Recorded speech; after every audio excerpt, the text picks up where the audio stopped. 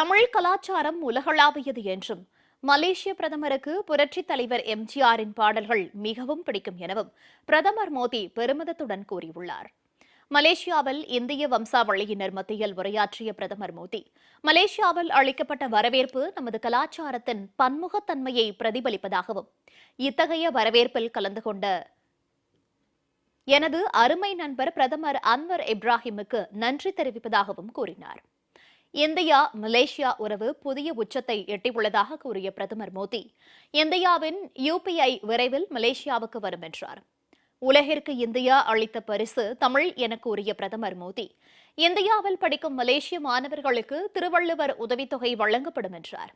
மலேசிய பிரதமர் அன்வர் இப்ராஹிம் மிகச்சிறந்த பாடகர் என பேசிய பிரதமர் மோடி, குறிப்பாக புரட்சித் தலைவர் எம்ஜிஆரின் பாடல்கள் என்றால் அவருக்கு மிகவும் பிடிக்கும் என்றார்.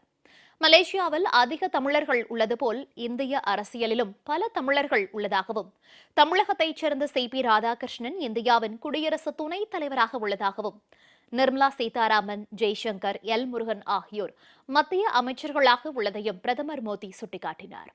தமிழ் கலாச்சாரம் உலகளாவியது என கூறிய பிரதமர் மோடி, தமிழ் இலக்கியங்கள் காலத்தால் அழியாது என்றும் பெருமிதத்துடன் கூறினார்.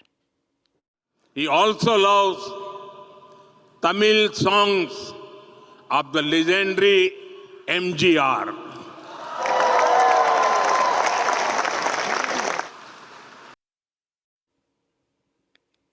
முன்னதாக பிரதமர் மோடி மலேசிய பிரதமர் அன்வர் இப்ராஹிம் முன்னிலையில் 800 நடன கலைஞர்கள் தொடர்ச்சியாக 5 நிமிடங்கள் நடனமாடி அசத்தினர்.